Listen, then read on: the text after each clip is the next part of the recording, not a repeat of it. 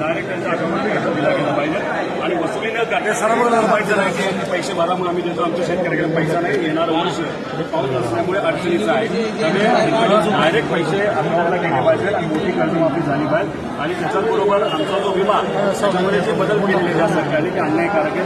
पूर्वीच्या लेवलला रुपयाला आम्हाला विमा द्या अशा आमच्या सगळ्या मागण्या त्या मान्य शेतकऱ्याच्या वतीने कराव्याच लागतात.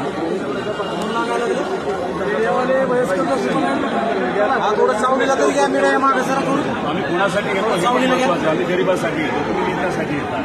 त्यामुळे चंद्रकांत दादा हे सत्तेतले व्यक्ती आहेत. त्याच्याबरोबर इथले पालकमंत्री सत्तेतले आहेत. लातूरला तुम्ही जसा आजारी बैल त्या गरीब शेतकऱ्याला दिला तशीच ही आजारी कर्जमाफी असं आमचं मत आहे. त्याच्यात तुम्ही वसुली करतात आणि शेतकऱ्यांनी ज्या पद्धतीने लातूरला स्वतःच्या खिशातून त्या बैलाला नीट करण्यासाठी पैसे द्यावे लागले, इथं सुद्धा कर्ज वसुलीसाठी स्वतःचा पैसा भरा.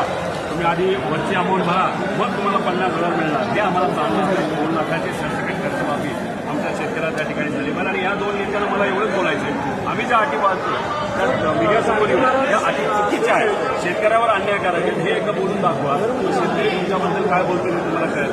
आता बर्ने मामांनी कृषी मंत्री म्हणून या अटी मान्य केलेल्या आहेत. त्यामुळे महत्त्वाच्या गोष्टी आहेत त्या ह्या काढल्या गेल्या पाहिजे. म्हणजे एवढं मोठं मत त्यांनी दाखवलं. आता बर्ने मामासुद्धा सत्तेत आहे. त्यामुळे सगळ्या नेत्यांनी एकत्रित येऊन या विषयासाठी सहकार्य करावं अशी आमची भूमिका आहे.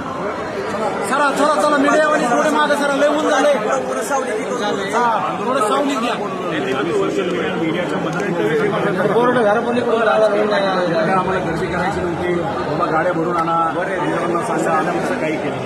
टीव्हीवर बघून लोक आले अजून वाढत जाणार आहेत. माझ्या घरच्यांना सुद्धा हे माहिती नव्हतं. टीव्हीवरच काय हे आंदोलन त्या ठिकाणी होणार आहे. छत्रपती शिवाजी महाराजांच्या राज्याभिषेक सोहळ्याला गेल्यानंतर तिथं लोकांची प्रतिक्रिया समजून एकीचा राजा त्यांची प्रेरणा घेऊन आम्ही एक आंदोलन करण्याचा विचार केला. मीडियावर डायरेक्ट जाहीर केलं. त्यामुळे मीडियावर जाहीर केल्यानंतर माझ्या परिवाराला मिळालं. जसं परिवाराला काल जसं आंदोलन कळलं असेल तर ते या ठिकाणी येतील असं मला विश्वास. चला पुढे पुढे चला. ममता बॅनर्जी यांचा पक्ष आमचा पक्ष विधी करून शेतकऱ्याला कर्जमाफी मिळणार आहे का? नाही मिळणार. त्यामुळे आज विषय काय कर्जमाफी मुख्यमंत्र्यांना काय आवडेल? मुख्यमंत्र्यांना आम्हाला एवढंच करणार आहे की हे कर्ज माफी नाही, हे कर्ज वसुली आहे. अधिकाऱ्यांकडनं चुका झालेल्या असं आपण समजूया आणि या दोन अट मुद्दामून ज्या सरकारकडे टाकण्यात आलेल्या आहेत 2019चे 36 लाख शेतकऱ्यांना त्याचा अन्याय होणार आहे.